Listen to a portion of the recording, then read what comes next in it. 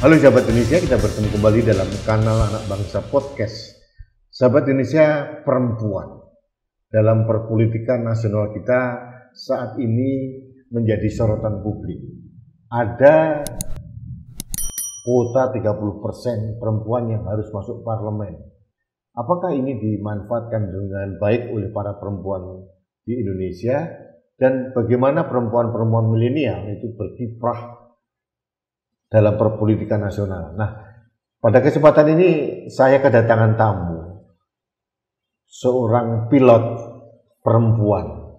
Saya berpikir dia hanya model, ternyata pilot perempuan. Namanya Eugenia Natania Putri, panggilannya Egi.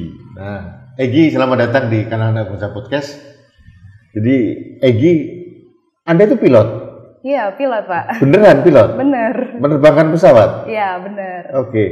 Lulus dari sekolah mana dulu? Lulusnya dari Merpati Pilot School. Jadi Merpati Pilot School di Sumeneb, Madura. Oh, di sana? Iya. Sekarang masih ada? Sekarang masih, Pak. Merpatinya kan sudah tidak ada? Untuk airline-nya sudah tidak ada memang, tapi untuk sekolahnya masih. Oh, kenapa di Sumeneb, Madura ya? Sebenarnya awalnya sekolahnya di Curug, cuman karena satu dan lain hal akhirnya terbangnya di Sumeneb gitu. Oh gitu ya. Mengapa tertarik dengan pilot? Nah, ini cerita dikit boleh ya, Pak? Boleh. Jadi sebenarnya cita-citanya itu dokter. Oke. Karena ayahnya dokter. Iya benar, karena kebetulan ayah ibu justru, Pak. Oh, ayah ibu dokter. Iya, ayah ibu itu dokter dua-duanya. Ya udah pasti taunya dokter gitu.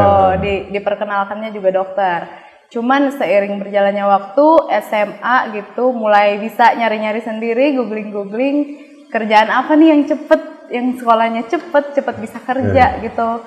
Salah satunya itu nemu pilot. Oke. Apalagi kalau dibilang pilot cewek kan keren ya, Pak. Dan emang suka adrenalin, emang akhirnya karena nyari-nyari pilot nih kayak gimana, terus kerjanya kayak gimana, nanti looks kerjanya pun kayak gimana, akhirnya tertarik. Oh, oke. Tapi waktu SMA memang suka kegiatan yang berkaitan dengan udara itu, para layang kayak atau mungkin apa gitu? Suka sih, suka banget sebenarnya. Dari kecil malah, Pak.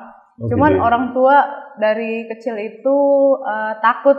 Mungkin karena dibilangnya anak cewek nih, jangan aneh-aneh deh tingkahnya gitu. Anak keberapa dari berapa? Anak pertama kebetulan, Pak. Oh, dari? Dari 4 bersaudara. Oke, jadi Egi anak ke pertama ya? Anak pertama. Oke, bapaknya siapa namanya? Dokter? Dokter Haryanto Tangkeallo.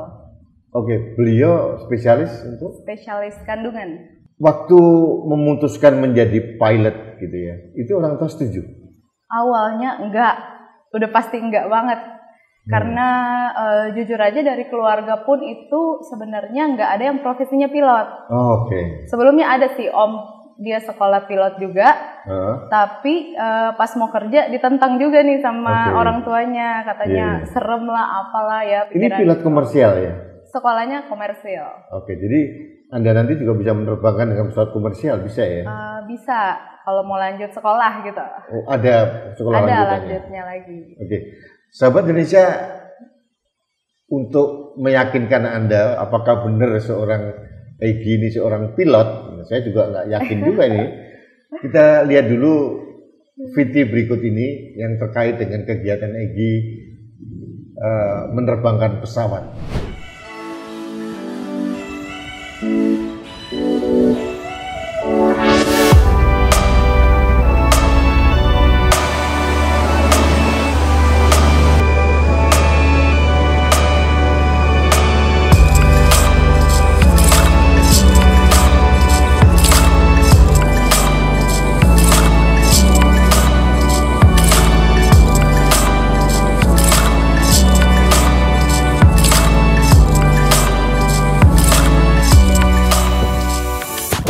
Egi, tadi ternyata benar kamu pilot ya?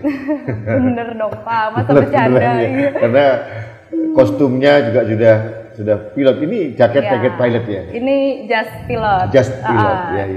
Ini juga dari sekolah dulu, dari sekolah, Merpati ya. Iya. Nah, pilot itu membuat saya kaget. Pilot perempuan apalagi. Iya. Egi sekarang usia masih 25. Sekarang 25. 25 tahun. Ya. Menjadi pilot itu merupakan kekagetan buat saya sih. Karena ini kan profesi yang berisiko tinggi sebetulnya. Ya. Sekarang saya mendengar Egi juga mau bertaruh lagi untuk menjadi calon anggota legislatif. Nyalek Betul, gitu loh. betul. Kok kayaknya suka tantangan-tantangan yang aneh-aneh gitu. Memang dirimu orangnya challenger gitu ya? Kalau untuk caleg sebenarnya emang itu dari jiwa sih Pak. Oke. Itu saya ngerasanya tuh ada panggilan untuk maju sebagai sebagai calon, sebagai perwakilan dari teman-teman milenial dari Gen Z untuk maju ke parlemen gitu Pak. Oke. Kenapa? Alasannya apa? Jadi ini kan kebetulan saya tinggalnya di Kabupaten Bogor. Sekarang juga maju calegnya itu untuk Provinsi Jawa Barat, daerah pemilihan Kabupaten Bogor. Untuk Provinsi Jawa Barat ya? Iya. Oke. Untuk provinsi. Nah, alasannya apa mau caleg itu? Karena saya itu ngelihat di sana itu masih sangat banyak hal yang bisa diratakan gitu. Masih sangat kurangnya pemerataan di wilayah Jawa Barat ini. Padahal Jawa Barat kan kalau bisa dibilang cuma selangkah dua langkah dari ibu kota gitu Pak. Dan termasuk juga di seluruh Indonesia, pemerataan itu masih sangat kurang menurut saya. Itu yang membuat kamu tergerak gitu ya? Yang utama itu. Dan yang kedua, saya sebenarnya ini dibilang milenial juga kalau dari usia maksudnya ke Gen Z kan Pak. Jadi dari teman-teman milenial dan Gen Z itu menurut saya kita itu punya pandangan dari dua generasi. Karena itu kita di peralihan. Oke. Jadi menurut saya teman-teman milenial, teman-teman Gen Z itu kita punya pendapat sendiri, punya masukan sendiri yang diperlukan di pemerintahan. Gitu. Untuk mengelola negara ini ya? Iya benar. Oke. Menggunakan atau masuk melalui partai apa? PDI Perjuangan kebetulan Pak. Mengapa PDI Perjuangan? Karena salah dua dari partai politik yang mempunyai ideologi yang kuat itu PDI Perjuangan Pak. Yakin itu? Yakin dong. Gitu ya. Itu didukung orang tua? Sangat didukung. Didukung. Iya, karena kebetulan orang tua juga sekarang lagi caleg juga Pak. Wow. Jadi caleg juga, sama-sama caleg. Iya. PDI Perjuangan juga. PDI Perjuangan juga. Ayah atau ibu? Ayah. Oke, untuk di mana? Kalau ayah itu yang tadi Dr. Haryanto itu caleg DPRD Kabupaten. Dapil 2. Kabupaten Bogor justru ya.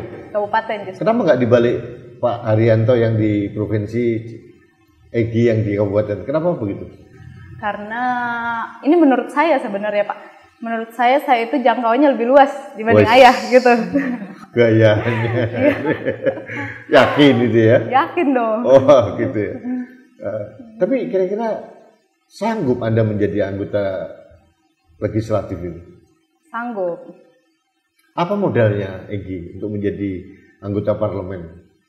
Jadi sebelum saya mencalonkan Pak, saya emang suka kegiatan sosial. Dan bersosialisasi, melihat lingkungan sekitar, apa yang bisa dikembangkan, apa yang bisa dimajukan dari teman-teman sekitar, dari masyarakat sekitar, bahkan pariwisata lingkungan itu saya suka berkontribusi di situ. Dan itu pun saya lakukan sebelum saya jadi caleg. Gitu. Jadi menurut saya apa nih cara untuk masuk di parlemen, untuk berkontribusi memajukan hal tersebut. Ya udah, kita mulai dari caleg ini. Begitu ya. Saya masih perlu menanyakan kembali, mengapa pakai kendaraan PDI Perjuangan? Selain tadi yang bilang punya ideologi yang kuat tadi, apalagi? Karena PDI Perjuangan itu sebenarnya yang paling cepat merespon tanggapan saya dan mungkin teman-teman yang lain juga.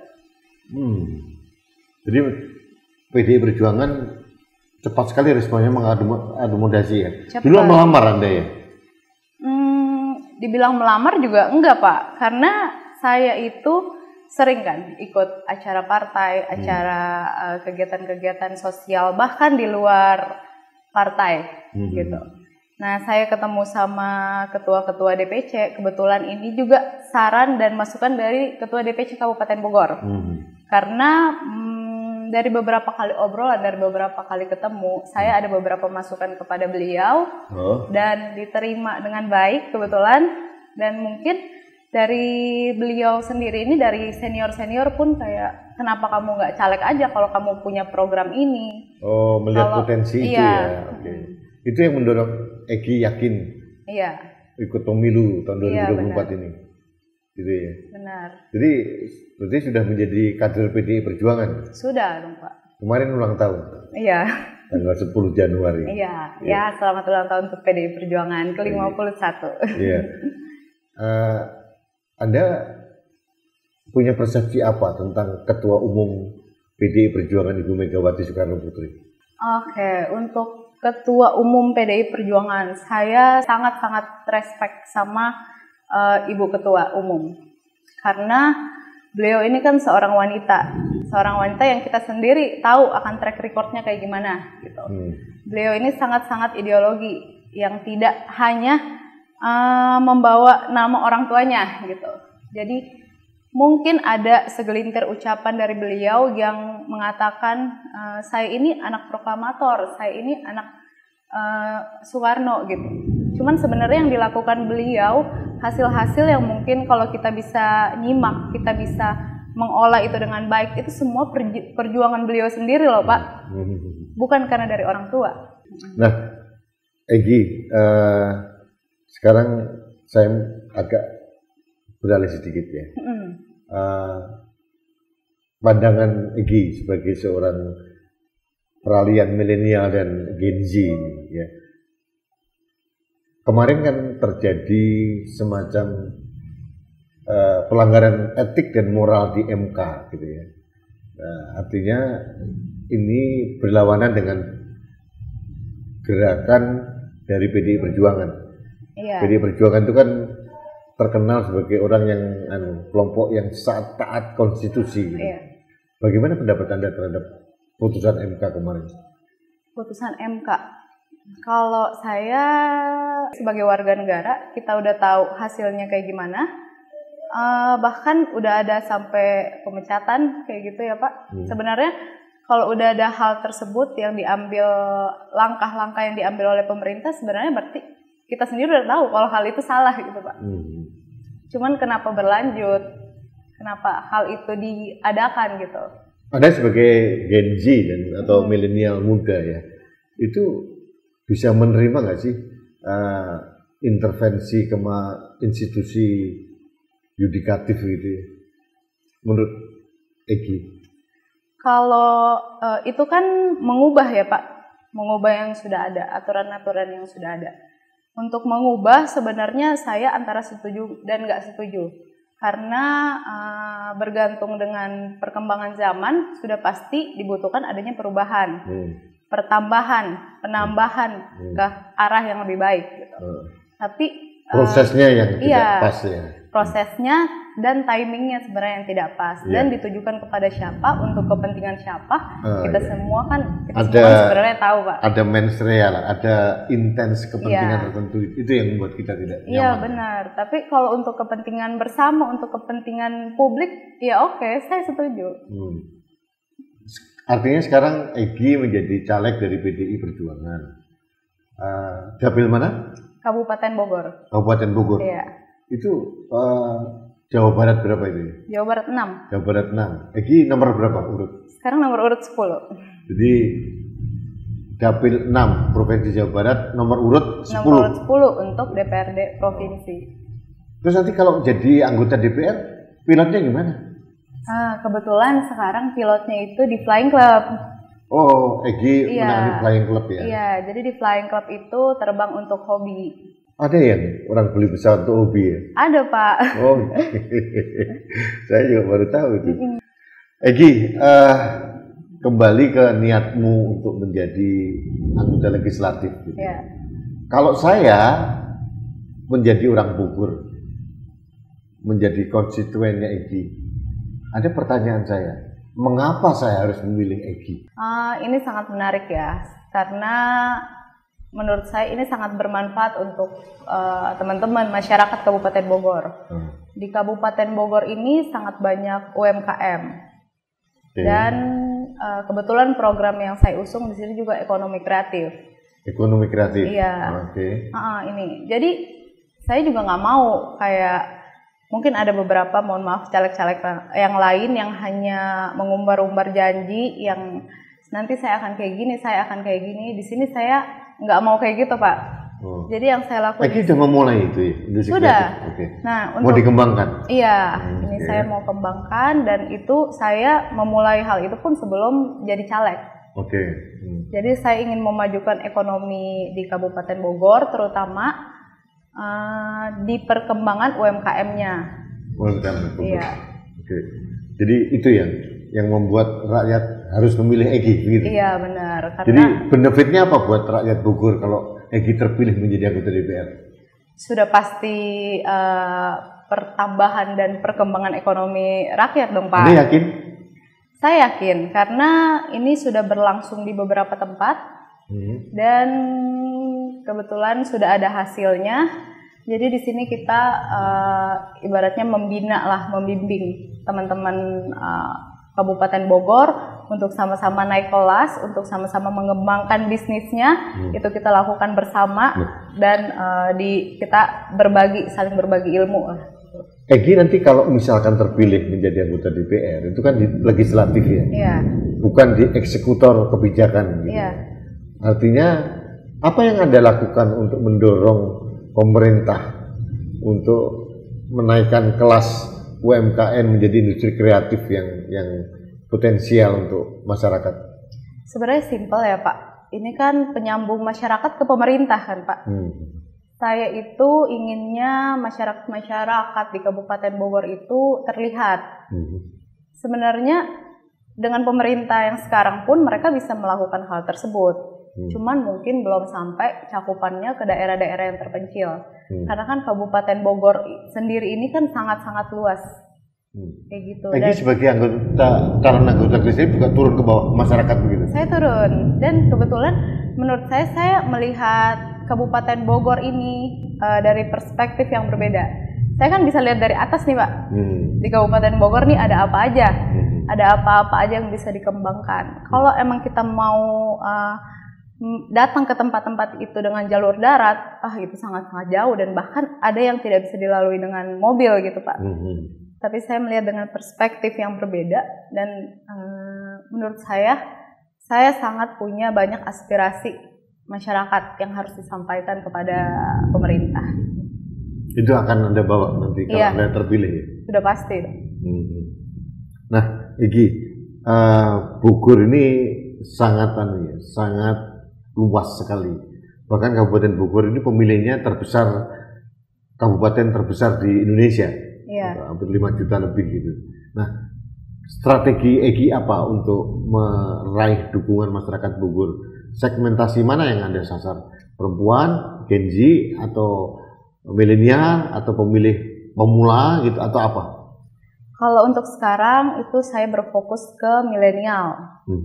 Nah, kenapa milenial? Karena milenial ini menurut saya mereka itu punya dua pandangan yang mungkin di baby boomers mereka tidak dapat, di Gen Z juga nggak dapat juga, Pak.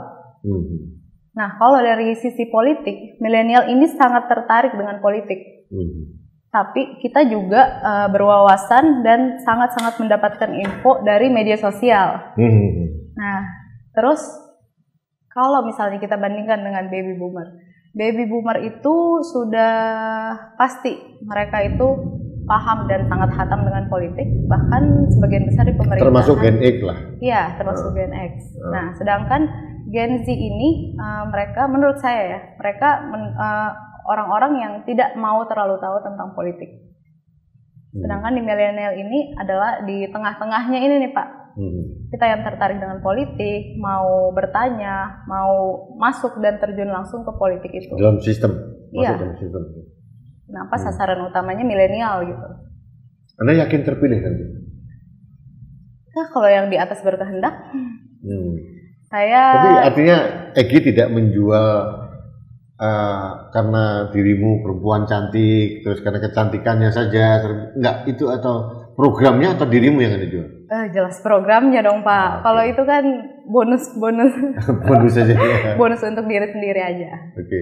Jadi masih akan terbang terus? Untuk terbang sebagai hobi masih. Masih akan terus nanti kalau terpilih. Iya. Oke. Atau mendorong perempuan-perempuan di Bogor atau Jawa Barat untuk menjadi seorang pilot juga? Wah, kalau itu saya sebenarnya berniat untuk mengenalkan kepada masyarakat luas, bukan hanya di Kabupaten Bogor, tapi di seluruh Indonesia. Kalau ada nih yang namanya flying club, ada nih yang bisa terbang untuk hobi, mungkin orang-orang di luar sana masih banyak yang belum tahu, gitu. Jadi saya juga sebenarnya berniat untuk mengenalkan itu kepada masyarakat luas. Egi, dirimu masih muda ya. Apa yang bisa Egi sampaikan kepada generasimu ya, generasi milenial muda dan Gen Z ini untuk menghadapi pemilu yang akan datang? Apa yang ingin Egi sampaikan? Untuk menghadapi pemilu ini sudah pasti yang sangat-sangat baik adalah tidak boleh golput. Tidak boleh golput. Kenapa? Karena satu suara pun itu sangat berarti loh Pak. Gitu. Dan untuk kelanjutannya, kita juga harus bisa menilai yang mana yang baik, benar-benar baik dan terlihat baik. Gitu. Menurut saya juga teman-teman milenial, teman-teman Gen Z pun bisa mendapatkan informasi itu pun dari media. Cuman kita jangan semata-mata melihat satu hal, ada informasi berita apa, kita langsung percaya di situ. Nggak bisa kayak gitu. Pemikiran kan nggak sependek itu Pak, menurut saya. Kita harus klarifikasi apakah ini betul, apakah beritanya itu benar, dan apa motifnya gitu. Jadi check and recheck. Iya. Check and recheck. Nah, karena Anda di PDI Perjuangan gitu ya, calon dari PDI Perjuangan adalah untuk presidennya Pak Ganjar dan Pak Mahfud MD. Iya. Apa opini Egi terhadap Mas Ganjar dan Pak Mahfud MD? Jadi kalau untuk dari pengalaman sudah pasti sudah tidak diragukan lagi. Dan yang paling penting sebenarnya track record Pak. Menurut saya. Karena track record juga kan nggak bisa hilang, nggak bisa dihapus juga, jejak digital itu nggak bisa hilang. Kita pun bisa tahu dari situ hasil-hasil yang beliau-beliau ini kerjakan pun kita sebenarnya tahu, gitu. Jadi menurut saya itu jadi pertimbangan yang besar untuk kita memilih siapa yang akan kita pilih. Gitu. Kalau dari ketiga paslon yang ada, menurut Egi kapasitas dan kapabilitas dan track record mana yang terbaik menurut Egi? Objektif. Kalau dari track record, menurut saya paslon 03. Ganjar Mahfud sendiri. Jadi alasan yang tadi itu ya? Iya benar. Karena saya kan juga check and recheck. Mungkin saya nggak mengalami, saya nggak di tahun-tahun kejadian itu. Cuman kan berita-berita itu ada. Berita-berita itu tidak hilang gitu Pak. Sekarang mudah didapat. Iya benar. Google gampang. Benar. Jadi Egi memenangkan diri sendiri, memenangkan hati masyarakat untuk memilih dirimu sebagai caleg, sekaligus juga akan memenangkan Ganjar Mahfud. Sudah pasti Pak, tegak lurus partai. Itu harus dilakukan secara simultan ya. Iya benar. Egi, terakhir saya berikan waktu Anda berbicara dengan masyarakat, mengapa masyarakat Bogor harus memilih Eugenia Natania Putri. Ini saya mau perkenalkan diri lagi. Jadi nama saya Eugenia Natania Putri. Kebetulan caleg DPRD Provinsi Jawa Barat 6, daerah pemilihan Kabupaten Bogor. Ini seluruh Kabupaten Bogor. Jadi untuk teman-teman Kabupaten Bogor, mohon dukungannya karena program yang saya sangat-sangat usung itu yang pertama adalah program ekonomi kreatif. Kenapa ekonomi kreatif?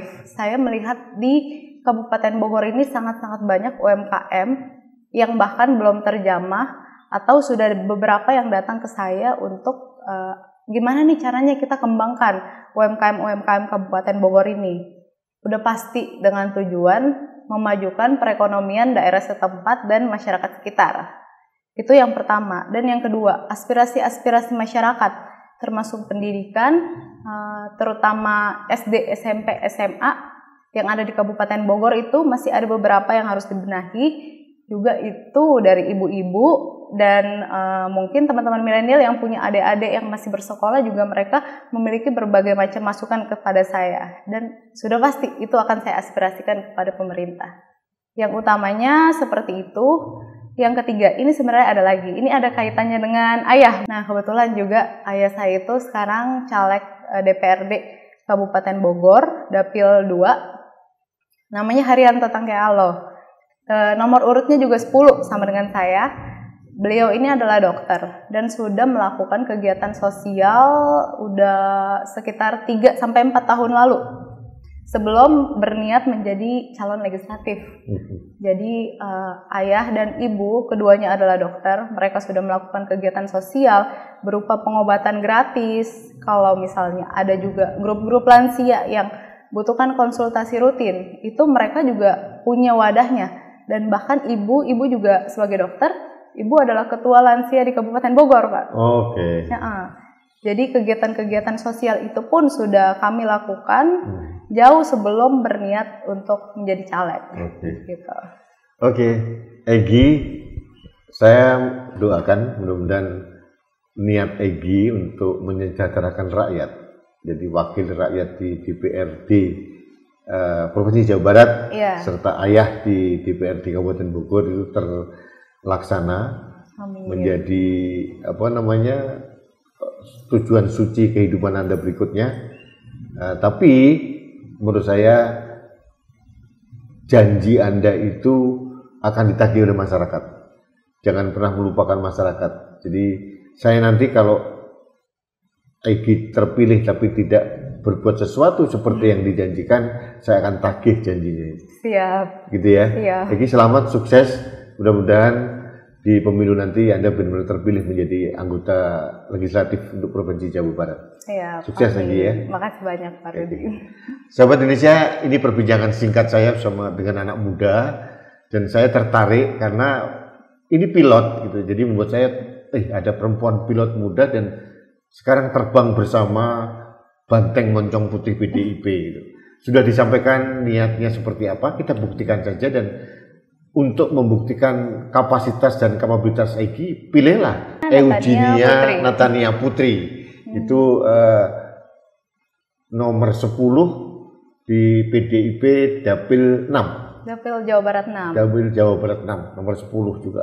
Ayahnya nomor 10 juga. Iya benar, nomor 10 juga. Ya, mudah-mudahan ini menjadi wakil kita agar masyarakat segera disejahterakan, itu ujungnya.